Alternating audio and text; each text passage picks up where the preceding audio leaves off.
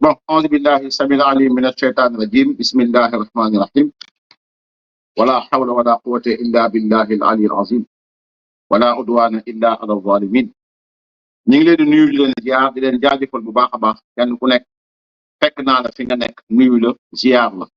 jaajëfal la bu baax a baax di ñaan yàlla subhanahu wa taala yàlla guddal fan ñëpp di nuyu suñu kilifa diine yi boole seen di leen ñaan yàlla subhanahu wa taala tamit yàlla guddal seen fan lool tamit leen wér daa dafa mel ni réseau bi dafay daw xanaa rek ñu jaar fa wàññi quelques connexions rek voilà donc ñu jaar fa wàññi connexion yi rek incha allah parce que xam naa réew ma ni moo gisee nii moom bon voilà donc normal sawaay jàmbaar ñu xaarloo nit ñi ba léegi si réseau bi di katankati di clopin clopin voilà donc may leen ma tuuti ma wàññi connexion bi bon voilà donc nuyu leen leen ziar leen jaajëfal leen bu baax a baax a baax ni ma ko titré sama live mooy d'abord gis ngeen ni Jérôme Bandiaky tey moo nekkoon procès lu ëpp suñu direct ci loolu lañ koy taxawee ci loolu lañ koy taagee mais lu jiitu loolu aussi daa ñëw ci li nga xam ni mooy communiqué bi nga xam ni ni ñu koy waxatee sax waa groupe Pastef dañ ko communiqué démb ñi ngi ngeen may ma tàmbali rek ci di nuyu Lat Diop di ko ziar bu baax a baax en fait je disais démb rek li nga xam ni moom mooy ñi ñu jàppoon dans le cadre de cette mascarade bi nga xam ni moo amoon ci yoon ma doon jàngat bi nga xam ni mooy jiiñ yeeg jaar yeeg yenn affaires yi di encourager Lat Diop bu baax a baax di ko ñaanal yàlla parce que yàlla moo koy fay xol yàlla fay ko xol man je peux confirmer que Lat Diop c'est mon ami Lat Diop au fait nit la boo xam ni xolam déjà xolu murit la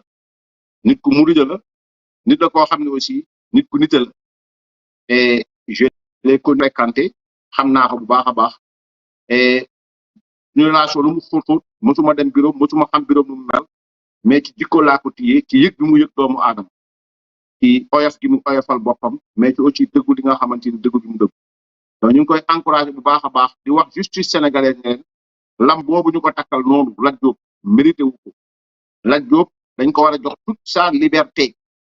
sa liberté mu dem dem dox soxlaam voilà donc c'est ça parce que s'il s'agit seulement de dénonciation dégg ngeen li nga xam ne moom la Madiambal Diagne wax ci ki nga xamante ni mooy waa ji fi nekk lëmbe Sénégal loolu ñu ngi ciy gëstu ñu ngi ci lijjanti incha allahu taala daan ci ñëw ci ay faram-fàcce yu leer nañu ko midi mais di encourager Lat Diop bu baax a baax di ko ñaanal yàlla oyofal nattu bi te xam naa ne oyof na ci moom parce que murit la parce que taalibe la parce que aussi ku nekk murit nekk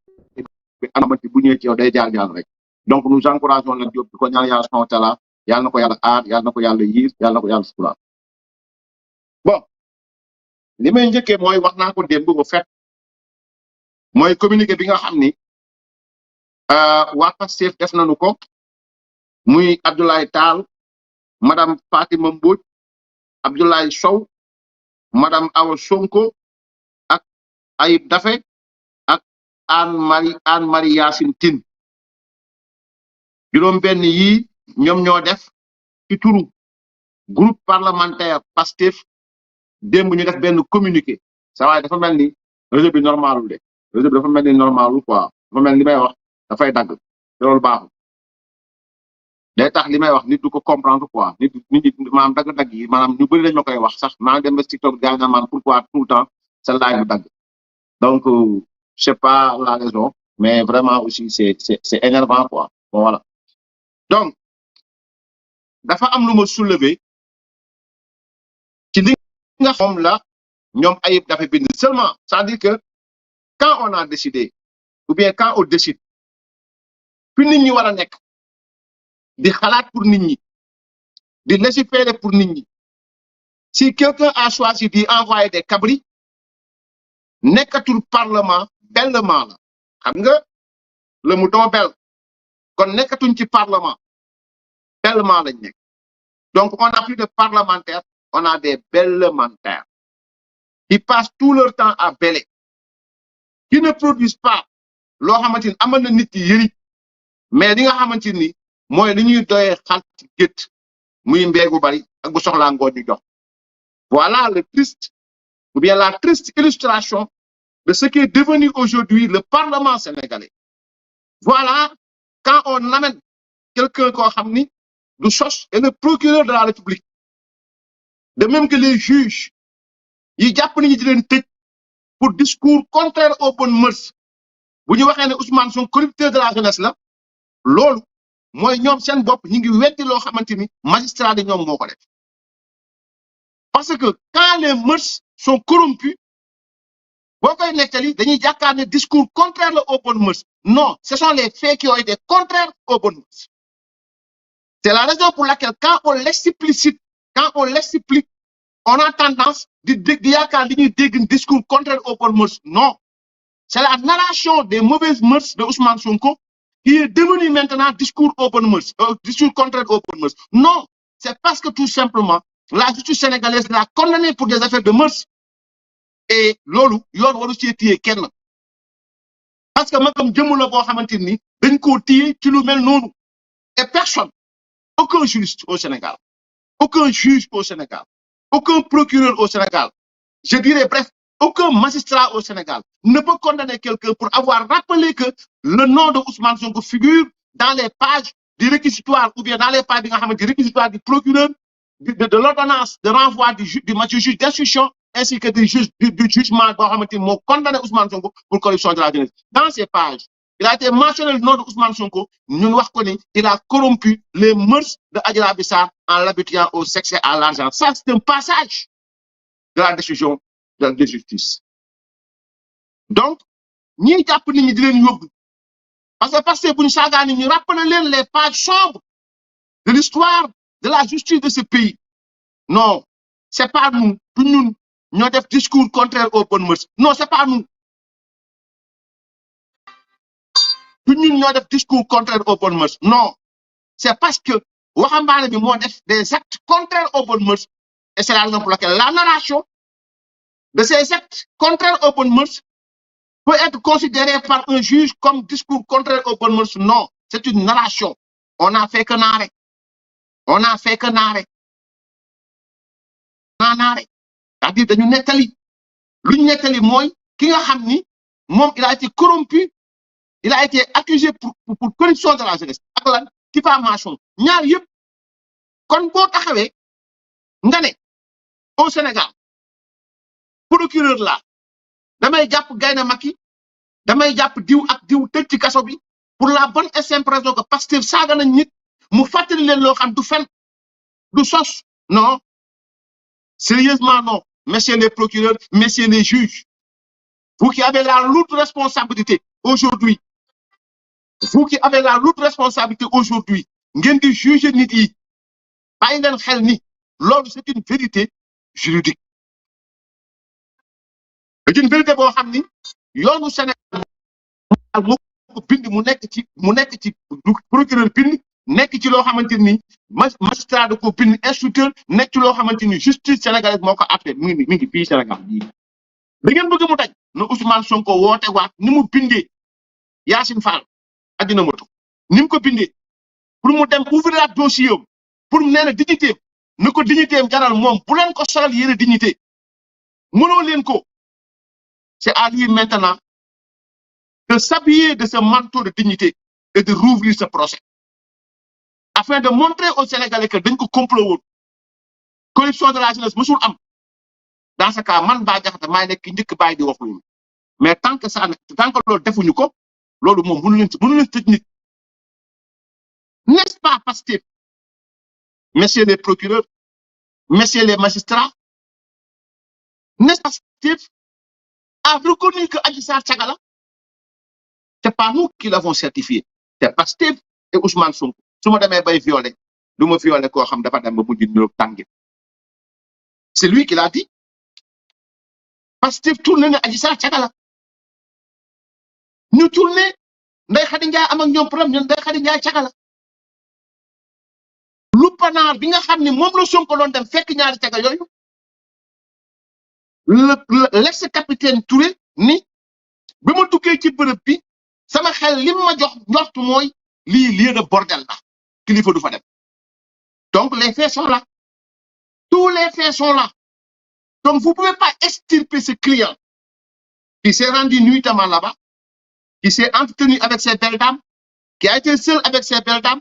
qui a livré son corps à ces belles dames nul dans ce amul nit ku nekk dans ce Sénégal là ku mën a wax ni ñun li ñuy wax ni discours contraire aux bonnes mœurs la oh que non c'est parce que les actes sont contraires aux bonnes mœurs oui c'est parce que dans tout pays qui se respecte Ousmane Sonko ne devait même pas foutre pied à l'Assemblée nationale parce que le titre d'honorable ne rime pas avec quelqu'un qui fréquente les lupanards et les maisons closes premier acte puis dindi Ousmane Sonko en tant que wax mënul warul tekki Sénégal mot honorable le mot honorable dafa rëy c'est d'ailleurs la raison pour laquelle au Sénégal bàyyi nañ ko mais tey pour nga dem ci administration lu mel ni ENA lu mel ni nangam dañ leen laaj mais dañ leen laaj certificat de bonne mœurs mooy certificat de bonne mœurs mooy sa jikko ci fi ngay dund maanaam nit mënu laa joxoñ baaraam loolooy bonne mœurs certificat de vie de bonne vie et de mœurs bu dee armée dañu ne enquête de moralité et d'honorabilité enquête de moralité et d'honorabilité ban réew ci àdduna mooy jël lu toll fi ñuy légiférer di tëgg ay loi di defar constitution muy charte nday réew mi ñu teg fa koo xam ni mu ko fay trôner par usurpation de fonction il a été condamné doublement par la justice de son pays pour corruption de la jeunesse et pour diffamation ñaar yoo xam ni benn bi l'islam moom dafa ne moom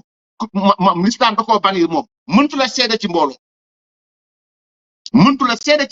beneen bi moom mooy corruption de la jeunesse loolu c'est dans les pages de la décision de justice ku mu neex dem seeti ko magistrat bu la neex kuñ ci woo ci justice tiinal feuille bi nga base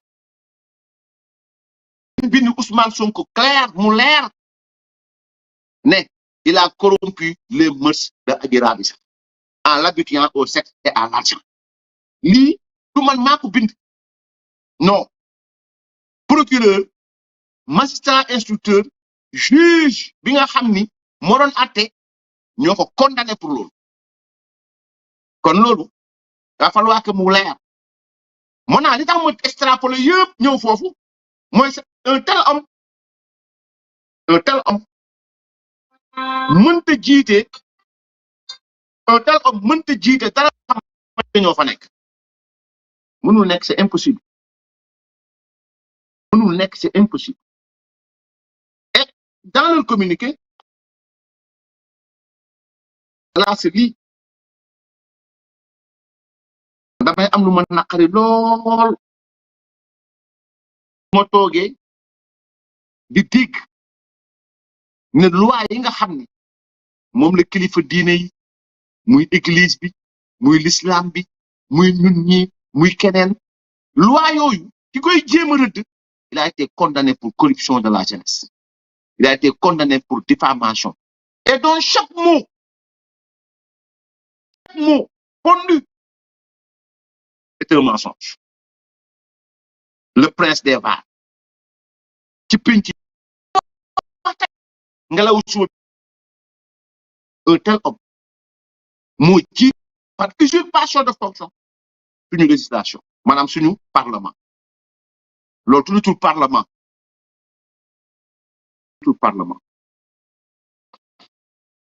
donc recours au conseil constitutionnel un reniement de plus du président de la République le peuple sénégalais assiste ou bien à un énième remaniement du président de la République yéen a xam rek donc alors qu'il a officiellement indiqué dans sa réponse écrite à la demande d'avis du président de l'Assemblée nationale réitérée par le ministre de la Justice devant la représentation nationale son intention de soumettre le texte référent. Le président de la République s'est dédié pour saisir le conseil constitutionnel à l'effet d'invalider l'ensemble du texte. par ce recours, il admet que le texte est définitivement approuvé en conformité avec la jurisprudence constante du Conseil constitutionnel qui considère que l'adoption aux 3/5 des suffrages exprimés réalise à la fois l'adoption et l'approbation. nga boo dégloo texte bi nga déglu tubaab moo tax ma bindee démb sama article ba pare gis naa benn waa Pastef bind na texte bu gudd man c'est difficile ma bind ngeen ñëw di ko dindi xam ngeen lu tax parce que man bu dara amee lorsque Ousmane Sonko a fait son discours ginnaaw bi nga xam loi bi jàll na mu jël temps di baratiner ba wax bu tudd jurisprudence sama différence ak yéen xam ngeen lan la yéen nit ki ngeen di xool man baat yi muy wax laay dégg daa yéen dégluwu leen de yéen li ngeen di xaar mooy ratatatatatatatatatat point bu demee point final te tak wooy Ousmane dagg partage newuma ci loolu lorsqu'il a cité la jurisprudence bi ngeen rappelé nii de 2006 mu tànn le considérant 10 fekk maa ngi toog ak ay nit mënuma woon wax j'ai rapidement pris mon téléphone dugg site yi téléchargé la jurisprudence bi muy wax ñibbi jaar su may jaar dem tiire ko ñibbi sama kër toog jàkkaarloo avis bi naka laa romb considérant 1 2 ba jëm 3 romb ñëw 4 ba 6 ma fekk fa li Ousmane Sonko di wax c'est diamétralement opposé ak li ngeen bind nii yéen d'abord li njëkk a dindi wax ji mooy tegal ma affaire bi li njëkk a dindi seen wax mooy dafa am ñaar souligné naa benn bi en jaune souligné benn bi en rouge mooy lan mooy son intention de soumettre le texte au référendum lii rek moo leen crucifié yéen lii rek moo leen crucifié parce que quand le président a l'intention de soumettre le texte au référendum le mot la seule assemblée tëb na yéen fi ngeen yem mooy adoption kon comment se fait-il que dans un texte ngeen mën a d'accord ni cet usurpateur de fonction ministre député boobu noonu parlementaire boobu usurpation de fonction parlementaire violeur de siège donc voleur de siège violeur de principe nan bindee le président ko ci avis bi ngeen ne président tontu na ko le ministre de la justice leeral na ko encore. Jusqu'au 19 juillet, vivez à fond tous les matchs avec la meilleure connexion sur la fibre d'Orange. Profitez des frais d'accès à 10 000 francs CFA au lieu de 25 000 francs CFA pour souscrire à la fibre Xéwal 30 mégas et à la fibre Up avec 1 giga. Alors, tous connectés à la compétition avec le meilleur de la fibre. Orange est là. Dis donc, avocat, ça là ne me surprend pas que Ousmane Sonko perde le procès mieux. Surprendre parce que li mooy avocat mi parce que lii en jaune son intention de soumettre le texte au référendum oui tey vous validez que ni Diomaye Faye avait émis l'intention de soumettre le texte au référendum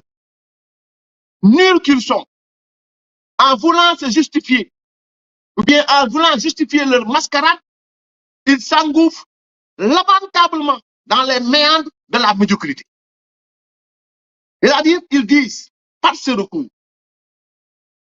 ils admettent que le texte est définitivement approuvé en conformité à la jurisprudence du Conseil constitutionnel. Quelle jurisprudence? D'abord, un député qui parle, quand il parle de jurisprudence, il renvoie sur jurisprudence de tel année tel. Mais ban jurisprudence la jox mooy bi Ousmane Sonko waxoon. Bi Ousmane Sonko waxoon au fait day ñëw weddi li ngeen wax yéen damay dem ma ne leen lan moo tax day ñëw weddi li ngeen wax yéen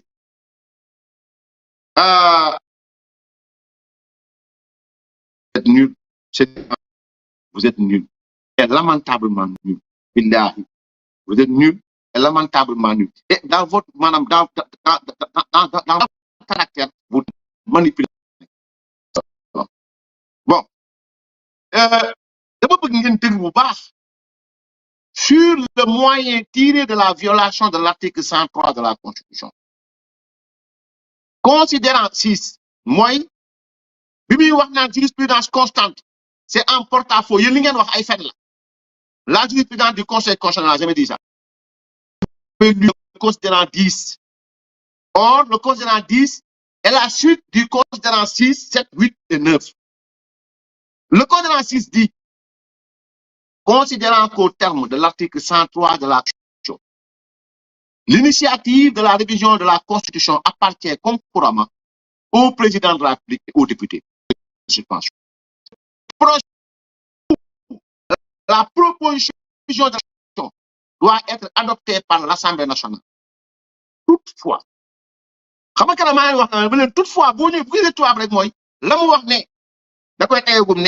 toutefois,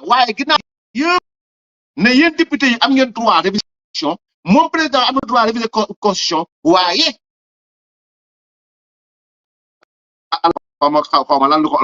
toutefois le projet ou la proposition n'est pas présenté au référendum lorsque le président décide de le soumettre à la seule assemblée. Considérant 6. Lorsque le président décide de le soumettre à la seule assemblée. Ça defe naa yónni woon naa la ko temps pas boo ko mën a tegal leen ko pour mu clair parce que manipulation bi moo bëri dafa am ñaar ñu wax ci biir même communiqué boo xam ni ci àndul ça ne rime pas bu fekkee sa waay kii woo ko ma yónneewaat la ko bu fekkee yónneewaat la ko les Sénégalais ñu mën a comprendre on reprend les Sénégalais mën a comprendre outil parce que kuy dem ak nii da ngay méthodique teggi seen wax yi ak seen yi benn parce que na ngeen fi manipuler woon depuis suite boo di ba taal réew mi ñu bàyyi wala fi ngeen di manipuler ba taal réew mi du fi am du ngeen fi lay mukk yàlla ma tiim xam na ko du ngeen fi lay mukk may leen ma tuuti rek ma souligner ko ma yónnee ko YouTube voilà très bien voilà merci ñu defee ko noonu voilà ça va defe naa ni di ma ko mën a dugalal noonu di ma ko mën a dugalal noonu ma expliquer Sénégalais voilà mi ngi noonu ñëwaatal ci lettre bi ma leeral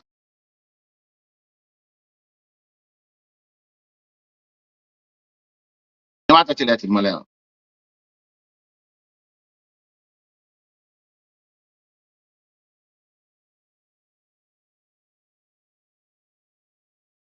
ñëwaatal ci lettre bi sa waay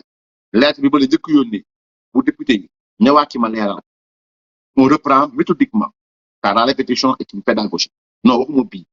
li ma la njëkk yónnee communiqué député yi laa wax indil ma ko ñu commencé foofu ba pare voilà merci dañ ne le peuple sénégalais assiste médusé à un énième reniement du président de la République alors qu'il a officiellement indiqué dans sa réponse écrite à la demande d'avis du président de l'Assemblée nationale réitérée par le ministre de la Justice devant la représentation nationale son intention de soumettre le texte au référendum. Le président s'est dédié pour saisir le Conseil constitutionnel à l'effet d'invalider l'ensemble du texte. Donc, son intention de soumettre le texte au référendum. Donc, ici, le président de la République a décidé de président pour nous adopter, approuver. Donc, le président, moi, texte bi bu paré référendum la jëm kon li Ousmane Sonko doon baña génné moy avis président de la République lim ci wax leer na moy intention de soumettre le texte au référendum par ce recours il admet que le texte est définitivement approuvé né recours bi Diomaye def moy wone texte bi définitivement nangu nañ ko adopté nañ ko approuvé nañ ko néna comme ni nga xamné jurisprudence conseil constitutionnel qui considère que l'adoption aux 3/5 des pas exprimé réalise à la fois l'adoption et l'approbation. Li ma souligné en rouge, c'est faux et c'est archi faux et c'est en porte-à-faux avec le même ou bien la même jurisprudence de ce même conseil constitutionnel sénégalais. Je vais vous expliquer. Retenez d'emblée la phrase soulignée en jaune, son intention de soumettre le texte au référendum. Et retenez la jurisprudence dont il parle, oui, adoption et approbation. Nous avons une décision bi nga xamné ñom mom lañuy wax et en porte-à-faux avec ñom liñ bëgg wax lan la ñëwal ci décision ci avis conseil constitutionnel ñëwal voilà puis non ñëwaguma fofu de ñëwaguma foofu demal mooy considérant 6 bi li ma souligné en jaune considérant 6 bi voilà waaw foofu la même kayit bi la mais souligné naa ko en jaune sa waay considérant 6 donc sur le moyen tiré de la violation de l'article 103 de la Constitution considérant qu'au terme de l'article 103 de la Constitution l'initiative maanaam nga jël ndogalu réviser constitution bi comme ñoom ni ñu ko defee semaine bi passé ñu ne loolu président mën na ko def assemblée nationale mën na ko def moo tax mu ne la concurremment au président de la république et aux députés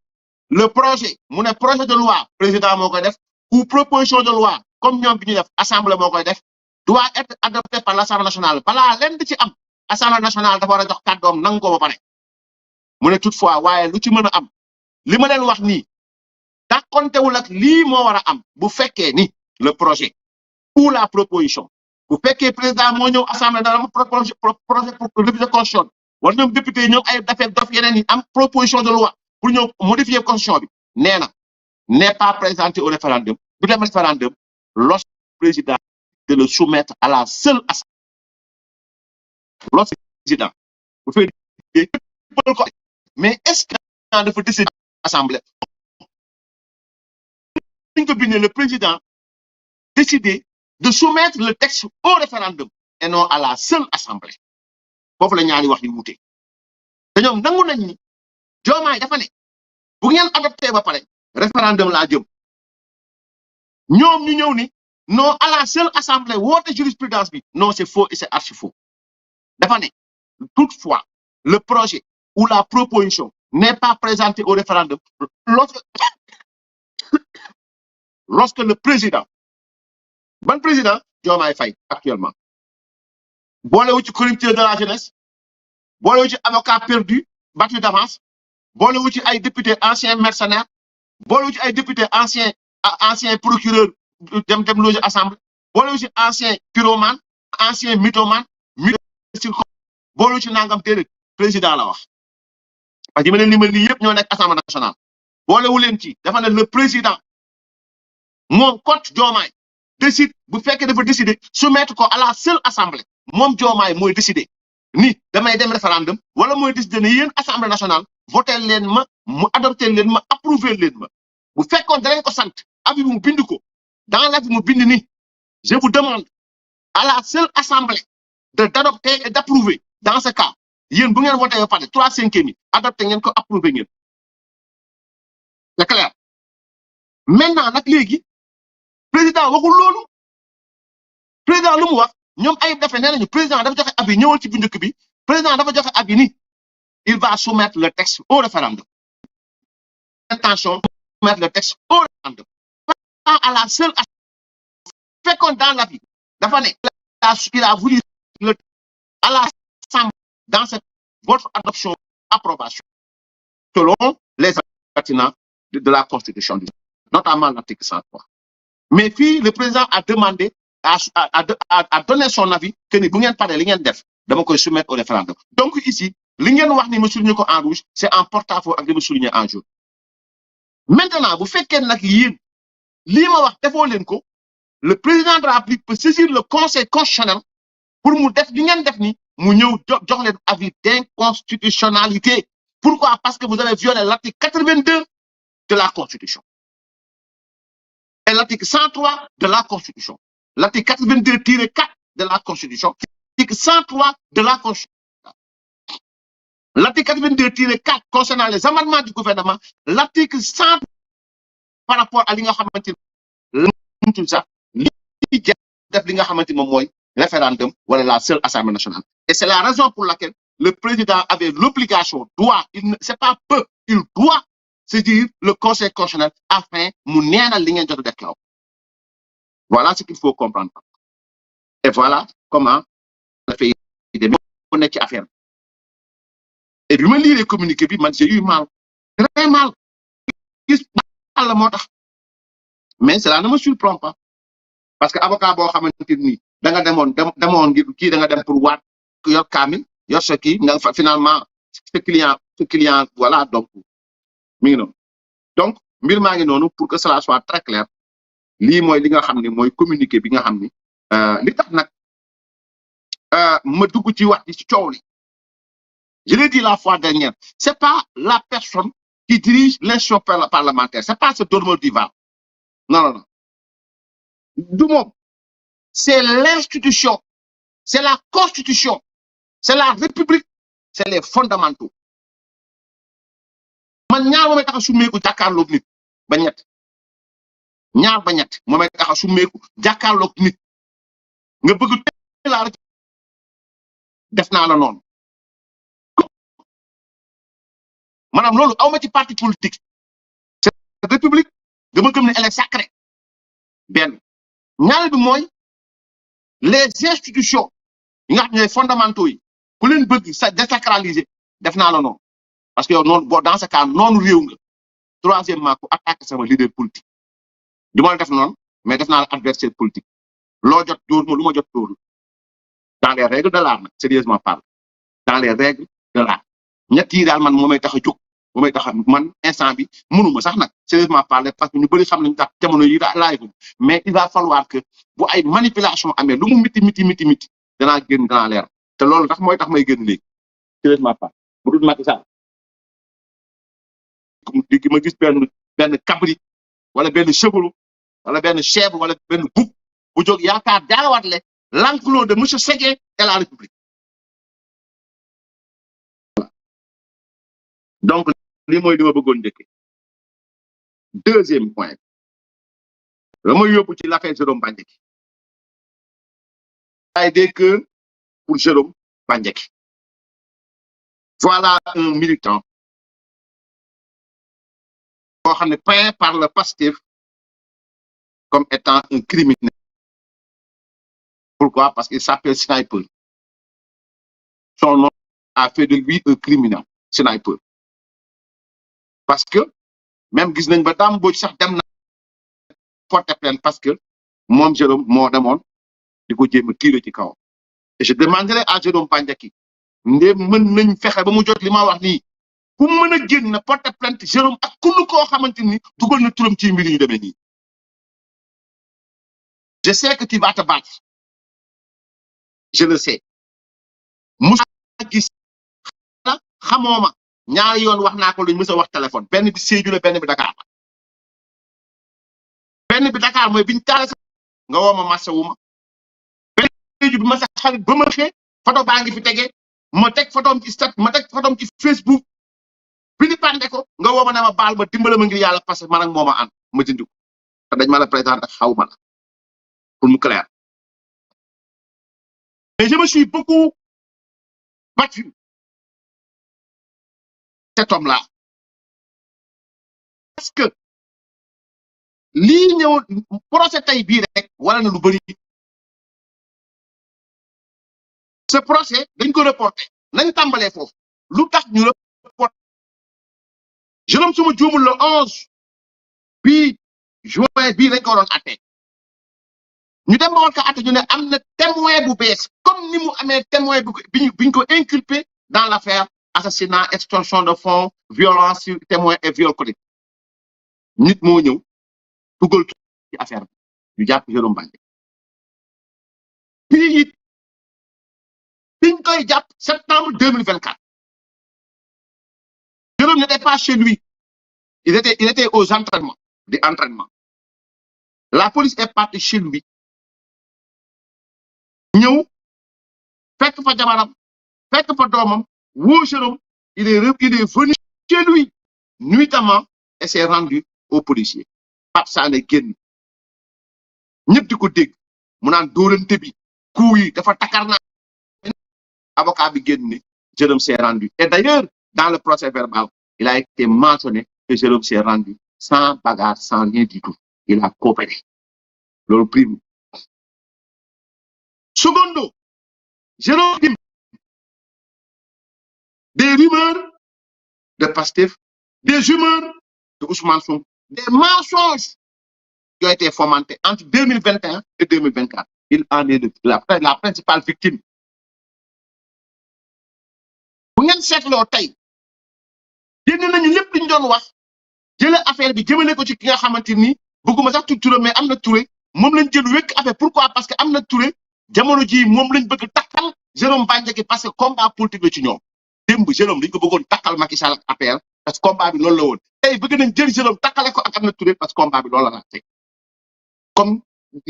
il fonctionne comme ça Jérôme a été arrêté en septembre 2020 l'affaire avait fait un tollé les titrailles les unes des journaux les nangam sangam l'arrestation de Jérôme Bandiaky l'arrestation de Jérôme Bandiaky l'arrestation de Jérôme Bandiaky procureur bi visé ay chef d'accusation yu garaaw compte tenu des lives ak influence yi nga xam ne moom la Pastef doon def voilà les thèmes des lives ont été les chefs d'inculpation bu Jérôme Bandiaky ñu takkal ko moom ak Boy Sakori Ka ak xawma sam bàcc lan takkal leen trafic d'armes takkal leen lan acte et manœuvre de nature à compromettre l'ordre public à nangam sangam takkal ko loolu takkal ko détention d'armes sans utilisation takkal ko perception d'avantage indu takkal ko usurpation de fonction takkal ko lépp jox ko juge d'instruction ñu naa la baax système Maya maa ngi lay nuyu di nuyu les sœurs de Badia maa ngi nuyu ñëpp tey sama yaram tàng ma nuyu ma leen baale maa takkal loolu yëpp Jérôme Bandiaky dañu de ñu ne nañ ci takkalaale Farba Ngom guddi sans aucune disposition légale ñu dem kër Farba Ngom perquisitionné ko Farba n'était même pas là-bas il n'était même pas au courant pourquoi parce que l'objectif était de lier et de relier Jérôme Bandiaky à Farba Ngom et par conséquent relier Farba Ngom à l'APR et relier l'APR au président Macky Sall pour poursuivre le président Macky Sall effacer l'alliance pour c'était le but ñu jël zéro dem defi perquisition ils n'ont rien trouvé naa tool Jérôme ñu jël ko yóbbu ko instruction juge bi di gëstu ba finalement mu xam ni dem na ba juge bi nga xam ne moo njëwal cas bi ñu doon atta tey commencé woon di ko laaj ci borom ñaari tur ci borom ñaari homme de tenue commencé woon il n'a rien trouvé de compromettant lu ñu mën a takkal Jérôme Bandiaky ñu téye ko xam ne li ñu yor dëgërul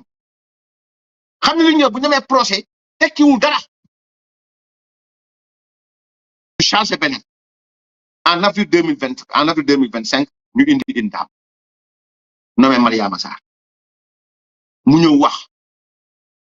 le juge d'instruction bi le premier juge d'instruction bi enrôlé dossier bi pendant presque 2 mois 3 mois le procureur enrôlé wul dossier pour mu dem procès ñu ngi toog di xaar parce que on comprend que le parquet agit parfois aux ordres de l'exécutif rien n'a changé bi ñu demee ba war a enrôler dossier bi xam ne ni correctionnel la jëm juge bi yóbbu correctionnel du criminel yóbbu ko correctionnel ñu xam ne amuñu benn ci terme y en a pas et le juge et le procureur est venu billahi wallahi sans preuve sans une preuve c'est à un quelconque trafic d'armes bu inculpé Jérôme Bandiaky amu ko y en a pas il l'a pas à part vers complet de rhétorique complexe pour faire un réquisitoire oral qui n'est pas sûr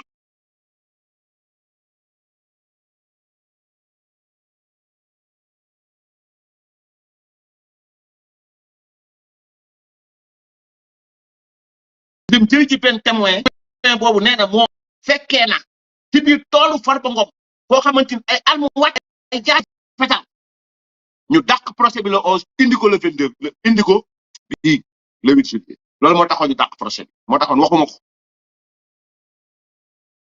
témoin boobu mu tudd Ndiak la tudd il est né en 1984 à Kaolack ñu dàq procès parce que moment boobu procureur mi ngi wut fu mu langaam pour takkal ko trafic d'armes ñu boole ci Farba Ngom ñu dàqee procès bi man j'ai tout fait gëstu ko ba xam fan la dëkk biir Ndakaaru ban quartier la dëkk lu muy liggéey moo gëstu ba ñëwaat liggéey éleveur la day jaay xaj ma leen mais kooku lu ko booleeg Farba Ngom ñu ne ma dafa jaayoon Farba Ngom ay xaj ma ne ah ok d'accord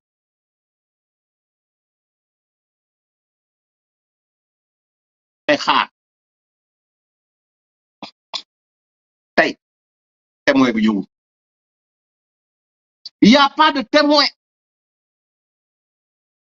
ñëwul il n'est pas venu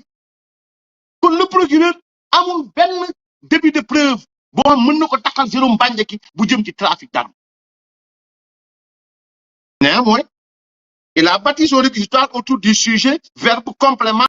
créer une phrase complexe entourée de rhétorique et de style de lexique etc pour en faire un réquisitoire ba pare nag laaj 5 ans ci lan ñeneen nañ bàyyi acte xawma acte et manœuvre xawma à compromettre l'ordre public donc mënuñu ko si topp parce que les faits ne sont pas clairs lu taxoon ñu bëgg def loolu mooy bëgg ko rattaché Jérôme Bandiaky fait en 21 2024 ci loolu si neen dara leeral ko ci non da koy rattaché ngeen lu tax dañoo dénk dossier boo xamante ni dañ ko inculpé moom Jérôme parce que l'objectif était d'envoyer Jérôme Bandiaky en prison Ousmane Sonko le voulait parce que c'est ainsi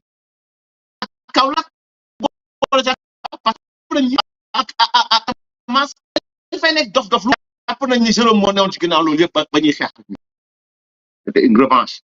et pas ay argument juridique du clair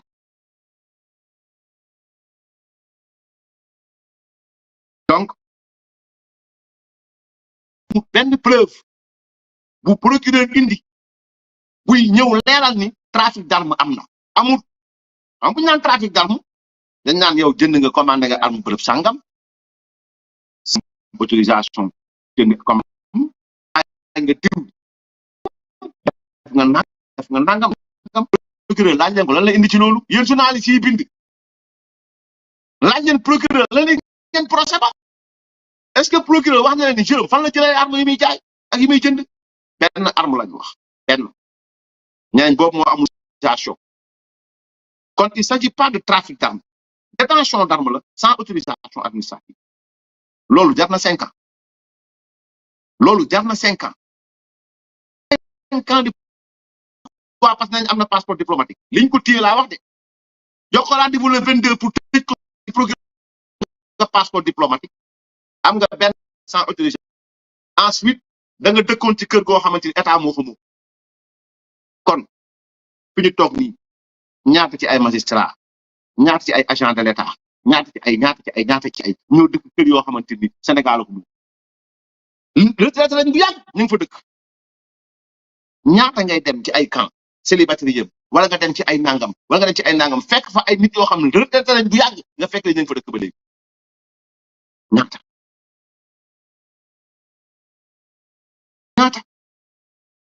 tey à l'Assemblée nationale j'ai lu dama lire bu ñu tëjee Jérôme Bandiaky 5 ans parce que dafa am passeport diplomatique mais lan la ñu war a def ci lii may leen ma très bien Assemblée nationale les suppléants de Ousmane Sonko et Amadou Ba repartent avec de gros avantages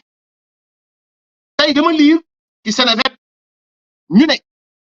ñi nga xam ne ñoom la Ousmane Sonko ak Amadou Ba remplacé El Malick Ndiaye signé na leen loo xamante ni ñoom dañ leen ko jox mbaqus ñu yóbbaale ko lan la au fait mooy le retour des députés titulaires Ousmane Sonko Amadou Ba et Matar Talla Ndao à l'Assemblée nationale en train de départ de leurs suppléants respectifs Ismaïla Wane Amadou Mbaye Dia Abdoulaye Thomas Faye cependant ces députés sortants sûrement feu ne quittent pas les d'après les Échos juste avant sa démission de la présidente de l'Assemblée nationale le 24 mai dernier El Malick Ndiaye a signé une instruction générale de bureau définissant les modalités de frais de suppléance et les avantages accordés aux députés concernés. Le document prévoit notamment qu'au moins 6 mois du salaire qu'il percevait est viré, une indemnité versée en une seule fois dans un délai de 2 mois suivant la fin effective de la suppléance. Le montant exact est fixé par le bureau sur proposition des questions en fonction de la durée de la suppléance et des conditions dans lesquelles elle s'est déroulée. La même source précise également que cette indemnité est des droits financiers déjà dus aux suppléants. Le journal ajoute que ces déficits tiennent de leur passeport jusqu'à la fin de validité du document. Au nom de quoi? Au nom de quoi des députés suppléants nekkatuñ député ñoo dañ koy garder seen passeport diplomatique keroog seen mandat di jeex te nekkatuñ député ñoom am nañ droit bi. Pourquoi? Parce que Ousmane Sonko moo leen ak Amadou Ba fait au nom du parti et pas au nom de la République. Jérôme Bandiaky qui était garde du corps du premier ministre Aminata Touré muy dem fu nekk di ànd ak moom kooku waru amul droit am passeport diplomatique. bu ñu mayee ay député juge bi àtte laa bëgg mu déglu li may wax parce que justice mooy nga tolloo la ñëpp ñii nee nañu dañ leen di fay xaalis dañ leen di jox xaalis dañ leen di verser nañ téye seen passeport diplomatique ba keroog muy jeex pour lan gee nañu Babonda gee nañu Guinée gee nañu Mali gee nañu Darfour demuñu Congo xeexaluñu lan la ci loo xam yi amuñu ko ñu ngi nekk invalide yi nii di xeex di leen di bëgg yóbbu laaxira waa Puma waa nangam ñi liggéey république bi amuñu ko mais ñoom lan moo tax leur ni nga xam moom mooy liggéey bi Ousmane Sonko mooy remplacer Amadou Ba maanaam Ousmane Sonko mooy remplacer Amadou Ba ils l'ont fait au nom du parti c'est la République qui paye c'est la République qui paye c'est la République qui leur donne un passeport diplomatique aujourd'hui on voudrait et Jérôme Bandiaky pour avantage indu pourquoi parce que am na bi mu nee na ko dëkkal fii parce que moo ma gën a jege dëkkër il habite à Mbour dëkkër il habite à Mbour c'est pas liggéey que ni mbir bu jeexee nga toog ci kër non mais dama ne loolu du Jérôme kese moo koy def Sénégal c'est parce que am na Touré gisoon na ni Jérôme da koo sori dafa moo yor sécurité mu ne ko gën maa jege mu logé fii donc kooku est-ce que moo jox boppam passeport diplomatique non est-ce que moo jox boppam fi mu nekk non est-ce que moo dem sàcc ko dem dëkk fa non dañ ko jox pour lañ jox ko parce que da doon def garde du corps on veut l'inculper le condamner pourquoi parce que tout simplement jox nañ ko passeport diplomatique jox nañ ko nangam alors que Assemblée nationale des gens qui n'ont gardé personne, qui ont brûlé ce pays, saccagé ce pays, pillé ce pays, accompagné des voleurs qui pillaient les ressources. C'est parce que Amadou Ba moo leen remplacé ak Ousmane Sonko non afin de validité de cette passeport diplomatique. On leur fait de la, on leur donne des avantages. Au nom de quoi? Qu'est-ce qu'ils ont fait pour cette République? Qu'est-ce qu'ils ont fait? Rien du tout. Absolument. Donc loolu mooy kaaw bu njëkk bi kon tey liñ doon jugé mooy diiroon Jérôme Bandiaky lajj amuñu lu dëgër ci moom parce que condamné nii wallahi azim taxul woon ñu jóg passeport diplomatique daa jara perquisition jar na perquisition benn arme bu amul autorisation jar na perquisition non li tax ñu fekk Jérôme këram berte ko def perquisition kër Farba Ngom perquisition këram Mbuur lu ñu fekk su ma jubul 700 000 francs lañu fekk ñu fa leneen parce que liñ doon wër au fait mooy ay arme lañ doon wër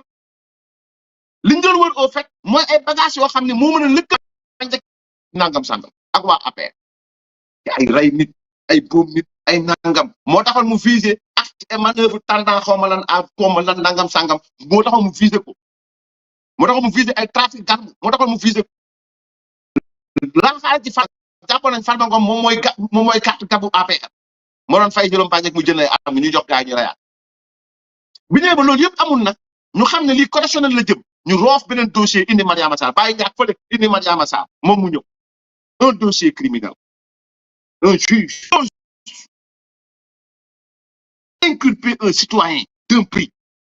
pour assassinat sans cadavre, sans lieu de crime, sans arme de crime, sans mobile du crime, rien du tout. Non, c'est parce que une dame de Pastef est venue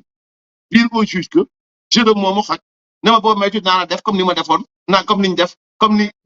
niñ defoon benn journaliste maanaam mooy day la dagatal dugal la si acide dama dégg mu wax ko ba tax maa xoj maa ngi waaj a xam te xamuma ci kanamu kan la ko wax juge bi xamu ko y a pas de témoin y a pas de date y a pas de lieu absolument rien du tout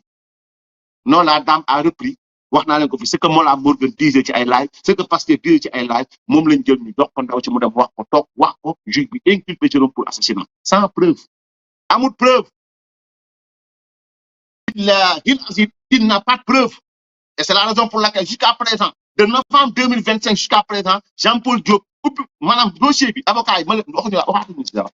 Jérôme ba mu ko nee inculpé naa la ba léegi bàyyi ko fa nag bu la neexee ah bu la neexee nga bàyyi ko fa doomu jàmm bu la neexee nga bàyyi ko mais bu nee ba jàkkaarloog Yeesu ba jàkkaarloog Yeesu defe naa ne chrétien nga wala nga jàkkaarloog si Bible ma sax damaa ragalu ma ko parce que lii dëgg laa ciy wax li ma leer laa ciy wax xaw ma lu Jérôme def xaw ma lu mu defut mais li ma jot téyeku parce que may wax day leer xaw ma lu mu def xaw ma lu mu defut mais li ma yor téyeku mu leer li juge Jean-Paul Diop yor téyeku mu leer mooy ki ñuy woowee Mariam Sarr moo ñëw avril 2025 ak juin 2025 ñëw moo dugal Jérôme Bandiaky ci biir dugal général Moussa Fall ci biir dugal Farba Ngom ci biir dugal nangam ci biir ñi doon Pastef doon visé ñëpp Mariama Sarr de Pastef moo ñëw dugal leen ci biir dossier buy boobu léegi bougé wu dossier mi ngi ci biir mu teg assassinat alors que 2 médecins légistes dans le cas du militaire 2 médecins légistes ñoo bind ñu ne xool nañu plancher photo yi 8 plancher la su ma juumul 8 plancher lañ photo parce que autopsie boobu dañoo photo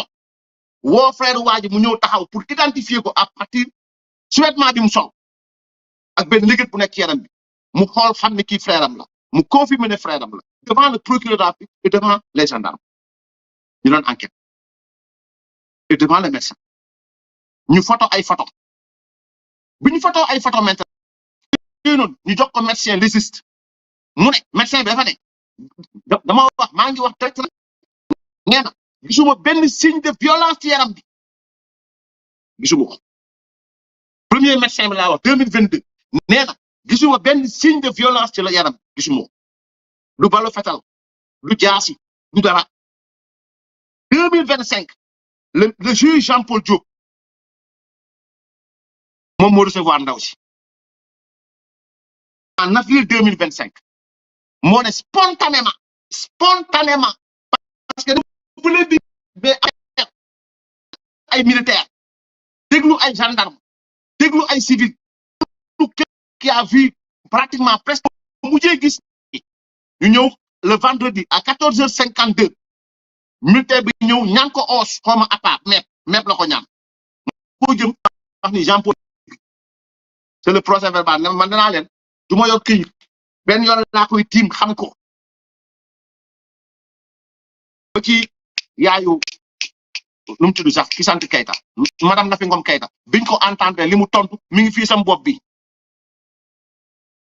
nga ko mujjee dégg ak lu ba mu wax comme teel la répondre mujjee gis ils l'ont vu le vendredi heure juma 14h50 mu ñëw ñaan ko met ñoom ñu leen fu ngeen dem napp ji diggante 14h50 ñu napp ak nangam sangam loolu yëpp juge bi déglu nañ ay militaire déglu leur déglu ay gendarme déglu ay civil déglu koo xamante ki ñu repêché corps bi ki maanaam ki gis corps bi ñu koy repêché déglu ko déglu ñëpp amuñu benn fait bu clair bu mën a établir dara ci li parce que Pastef ñoo bëggoon jël mbir mi def ko crime au fait y a rien d'établi absolument rien du tout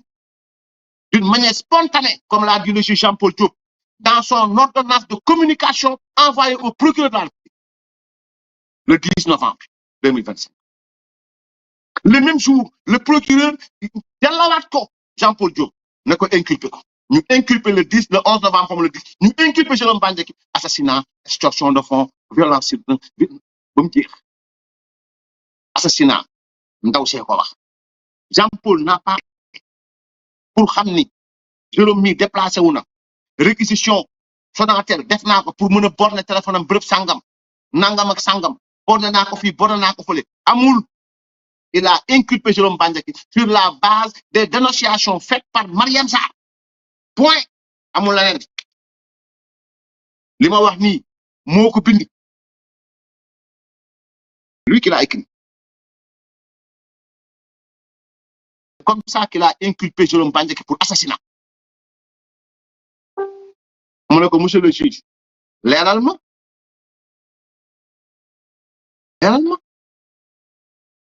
waxuma ak moom direct de mais comme Machiavel ak Montesquieu rek dialogue aux enfers la suma juumu livre noonu la tudd leeral ma d'accord assassinat man mën nga jël assassinat parce que waa passé bi ko wax mais viol collectif bi mu ne ndaw si nee na Jérôme da koy fekk ci yoon bi chaque fois jàpp jël mook yeneen gars yoo xam moom identifié leen parce que ay kagul la ñuy sol jàpp yóbbu jam ñaajo ci ay matelas mer gàddu violé ba seen xel dal ndaw si di gën a garaaw mu ne dernière fois bi ñu ma koy def benn garde fekk na ma fas ma yéene takk tret woon nee na waxul gendarme ni moom ndaw si nee na waxuma gendarme bi dara waxuma gardien bi dara gardien bi fekk ko fa yéene takk tret waxu ko dara viol collectif nga dox jëm ci tali bi jël oto dem ba aéroport am téléphone ba léegi ndaw si woowul téléphone am de ne dafa am téléphone woo sama doom mu wéef ma xaw ma mu orange ma jël oto ñibbi wax ko jëkkëram ba léegi dans sa narration pas ndaw si waxul ne bañ may violé wax naa fi sama jabar li gën sama jëkkër li gën a loolu dañ inculpé Jérôme Bandiaky pour viol ndaw si nekk la seule juge bi moo ne lu garaaw laa leen wax juge bi moo ne ndaw si le seul fait que mu wax ni pooj wala oom wala nangam Jérôme am na léegi mooy tekki ni Jérôme su meeku na ci kawam kon violé na ko ndeysaan waaye sàmm amul certificat médical amul écouvillon wala ni Alfousseyni Gaye defoon amul lieu buñ ko violé xamul ban date la xamul ban heure la mais juge bi daal le seul fait que nee na Jérôme dafa am léegi bërëb sàngam mooy ndaw si gis na pooju Jérôme comme gis na pooju Jérôme mooy Jérôme su meeku na comme Jérôme su meeku na mooy Jérôme violé na ko billahi wallahi watallahi nii la ko Jean Paul Diop bindee wala si nafsi bi yadi mu inculpé ko pour viol contre X encore ma ne ko extorsion de fonds nag dans notre dialogue aux enfants l'esprit des poursuites ma ne ko mais leeral ma ci extorsion de fonds ndaw si nee na Jérôme jël na ci moom lu tonn 100 millions de francs CFA nee na chaque fois Jérôme doon ñëw 5 millions lay dajale bu ko dajalee def ko ci saak ko daxal béréb sàngam muy dox Jérôme dawal moto am ko mu àndal dawal moto ñëw kër saak bi 5 millions une fois 2 fois 3 fois 4 fois 5 fois 6 fois 7 8 fois 9 fois 10 fois 11 fois 12 fois 13 fois 14 fois 15 fois 16 18 19 20 fois muy 20 fois 5 100 millions mus ko wax jëkkër ji juge bi laaj ko foo jëlee xaalis billahi wallahi watallahi ndaw si ko wax noir sur blanc loolu la juge bi inculpé Jérôme Bandiaky pour extorsion de fonds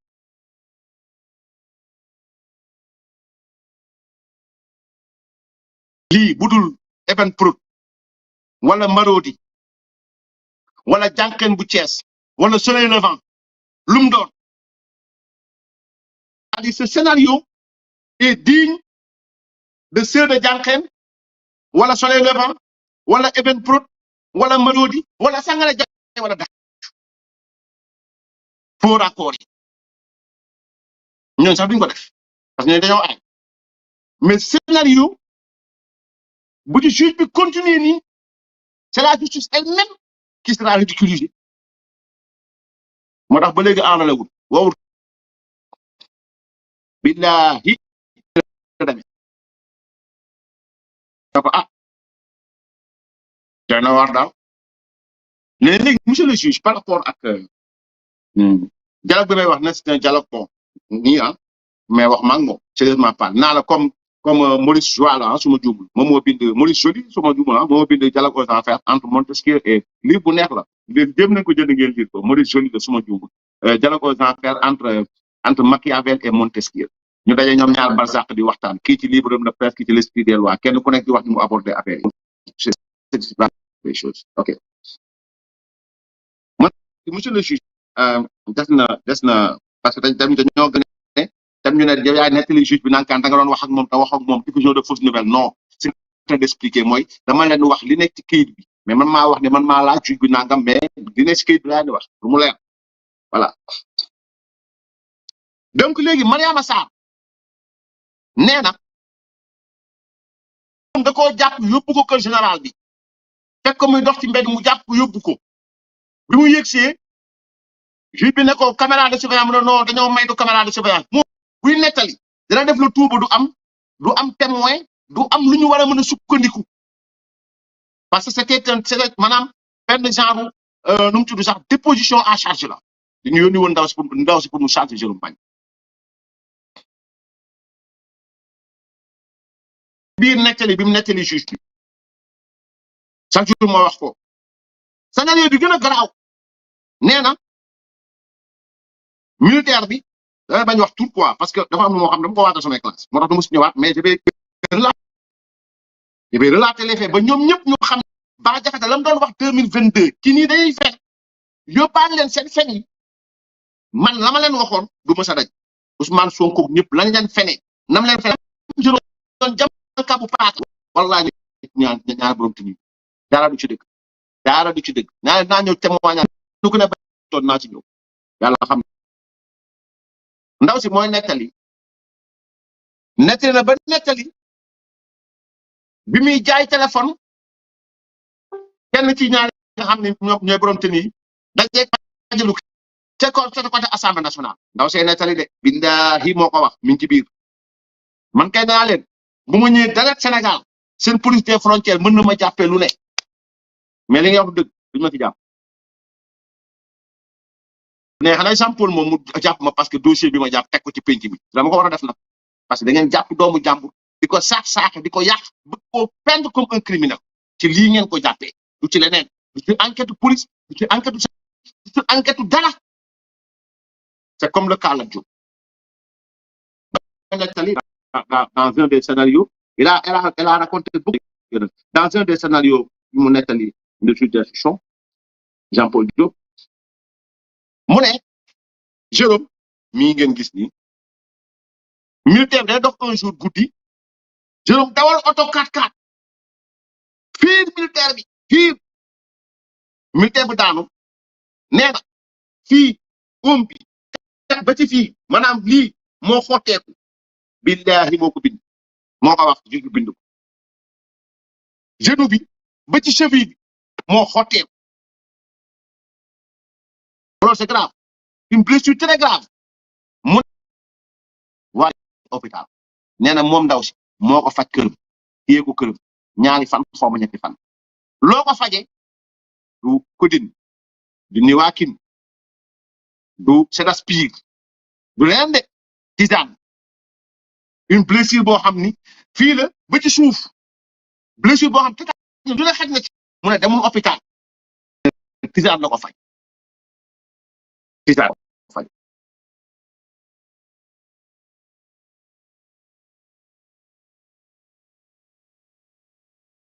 mooy bi lii la wax c'est sur la base de cela que le juge Jean-Paul Diop disait à Abdou Nguer que li fi xewoon diggante 2021 2024 selon les dires de Abdou Nguer génocide selon les dires parce que li ma wax ni moom moo ko wax Abdou Nguer selon les dires de Abdou Nguer moo waxoon ne génocide la c'est ce même juge qui a inculpé Jérôme Bandiaky sur la base de ses déclarations enquête bu ñu dénk police du enquête bu procureur diligenté du ay témoins yu ñu déglu ñu ne gis ni sangam heure sangam waxtu sangam amul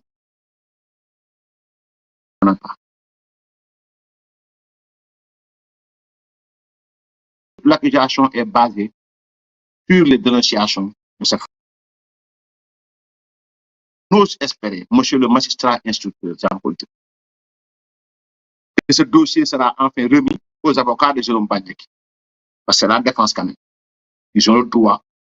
de savoir ce qui se passe et on ose espérer que vous allez instruire et entendre des témoins. Et vous ferez une confrontation entre cette dame et Jérôme Bandiaky. Parce que votre premier cas a échoué. Il a échoué. Sérieusement pas. De actes et manœuvres pouvant compromettre l'ordre public nangam sangam grave. Yoyu bom bàyyi ngeen ko trafic d'armes amul preuve c'est beneen témoin bi ngeen indi woon pour mu charger Jérôme ñëwul. Maintenant ci li ma yëg bokk ñëw ci li ma yëg day leer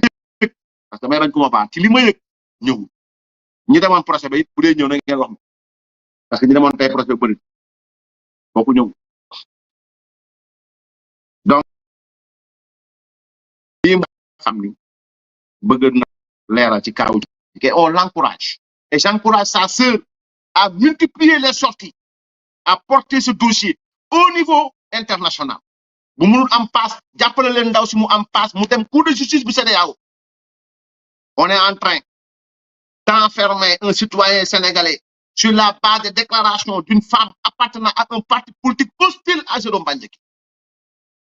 Elle l'a dit dans sa déposition qu'elle est de Pastef, qu'elle est proche de Pastef, qu'elle supporte Ousmane Sonko. Elle l'a dit noir sur blanc, le juge l'a écrit.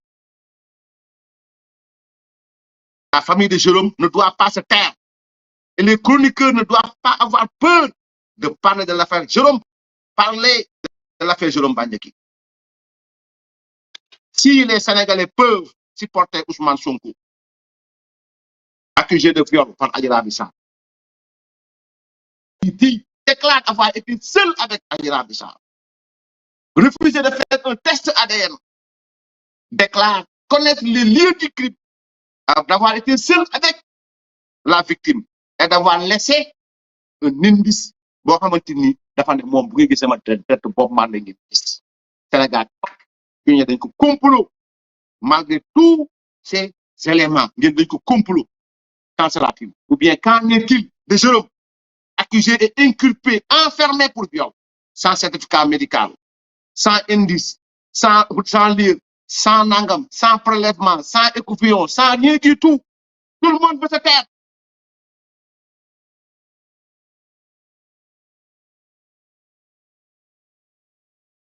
Le premier qui est sorti pour encourager cette mascarade s'appelle Seydi Gassama, qui prétend défendre les droits de l'homme.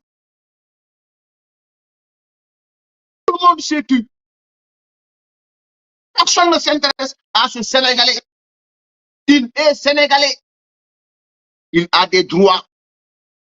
Je ne dis pas que s'il est coupable, on le top. Oui, s'il est coupable, on le top. Mais il est topé. Mo gëna oyof tuba Ousmane. Sérieusement pas. Petit noppi journal Sénégal c'est wax pourquoi parce que dañoo jël turam takkal ko ci fen bu rëy bu Pastef fen teg ko ci pinc bi man ragaluma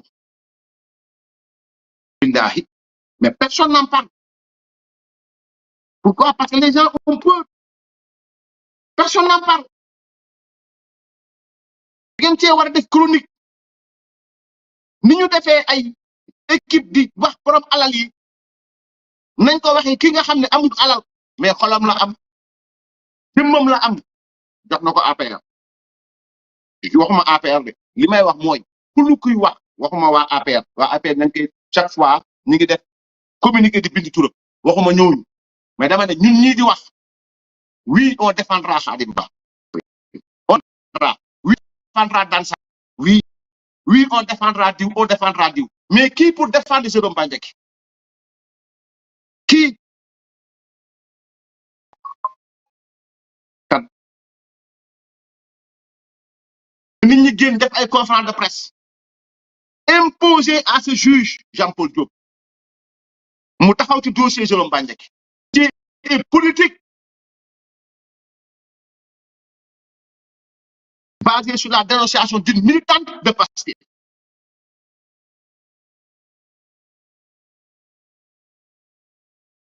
Mais ce Maïmouna Ndour, Aïssatou Diop Fall, mes autres frères de la Sen TV, 7 TV et consorts, TFM, il n'y a pas que la politique. L'affaire Jérôme Bandiaky, dañ ko war a leeral bu defee ñu àtte ko tëj ko bu defut nañ bàyyi jàmbur mu ñibbi c'est de cela qu'il s'agit loolu laa gëm loolu laa gëm c'est vrai daan saa doon ko tooñ c'est vrai Khadim Ba dañ ko tooñ c'est vrai c'est vrai c'est vrai c'est vrai c'est vrai oui mais kii dañ ko tooñ daa am jabar am ay doom daa am dignité am fu mu bokk am lu mu gëm ba ñuy koy tëj dañ yaakaaroon ne buñ ko tëjee ay at benn at ñaari at dana non sérieusement parle non Ousmane Sonko non li nga jàppoon yow ak ñoom Yacine Fall du am donc sortez et défendez ce Jérôme Bandiaky si plateau yi ne Jean-Paul Diop di dégg Jérôme Bandiaky maa ngi jaajëfal avocat bu baax a baax ñoom maître Diallo maître Omar Youm bu baax a baax a baax a baax donc ci dossier moom maa ngi ñaan yàlla ndéem Jérôme moo boom yàlla na ko yàlla leeral ba mu leer la ñuy teg ci kaw ñu teg ko ci kaw waaye ndéem Jérôme boomut ah procureur Senghor la sant suma juumul jàpp leen ni yàlla nee na wa kulluhum aatihi yawmal qiyaamati fardan ku ne ci yéen buy dem ci yàlla moom kot buy dem ci yàlla yàlla dana ko yen ay bakkaaram yàlla na ko yàlla baal yooyu garaaw mais bakkaar yi nga xam ne tooñ ngeen leen yudilluunahum bi ghayri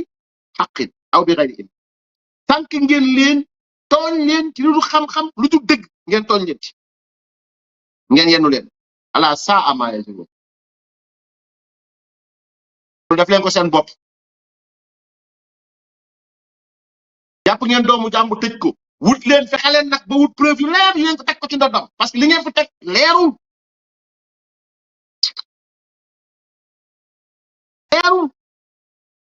ce ne sont que des déclarations d'une surgit de nulle part spontanément alors spontanément billahi loolu la wax spontanément leen ba niral leen li mu wax spontanément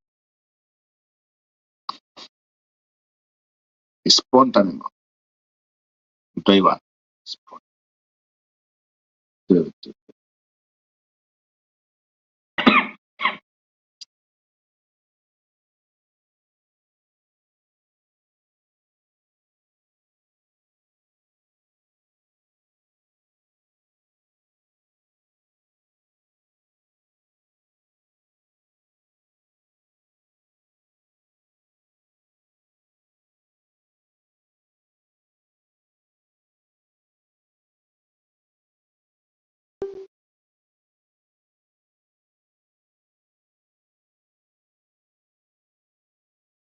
voilà maa ngi koy wax sànq en 2022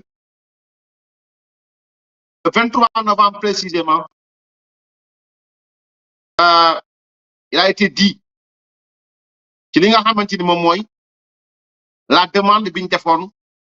aux fins d'autopsie le médecin bi nga xam ni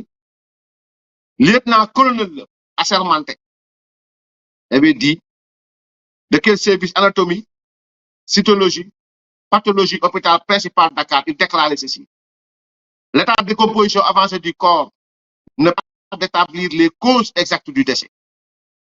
L'examen externe du corps ne distingue cependant pas de signes traumatiques ou de traces de violence, voire le certificat de genre de mort délivré par ce praticien et joint à la présente procédure. Ça, c'était en 2022. Voilà ce qui a été dit par le spécialiste. Ne kii ñu ma indil nii ba ma ko xoolee wax ñu ci wax ba pare dafa ne bi ma xoolee ci biti gisuma ci signe traumatique gisuma ci trace de violence parce que dañ leen jàpp dóor leen daggate leen patati patata donc mi ngi noonu loolu benn beneen bi mooy par rapport ak Jean-Paul rek laay wax de je te jure man moom du ma sos man moom du ma sos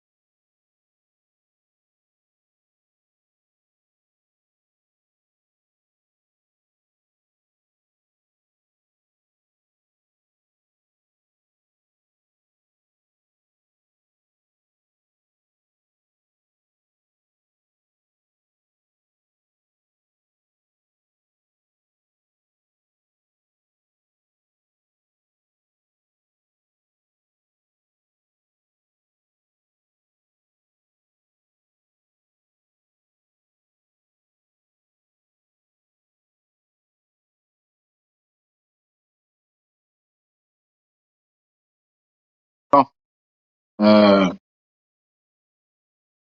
dañoo bari de voilà il dit que moom courant octobre 2024 nee na moom entreprendre na acte yu bëree bëri pour ay réquisition nangam sangam par ailleurs d'une manière inattendue avons reçu la dame Marème Sarr le 30 avril 2025 dans notre cabinet venir se plaindre et offrir un témoignage sur la disparition des 2 soldats. Les révélations faites par la dame Sarr et réitérées le 13 juin de la même année sur le procès verbal ont manifestement constitutif de charge entre Jérôme Bandiaky et d'autres. lii moo dugal Jérôme Bandiaky dans son ordonnance de communication dafa ne par ailleurs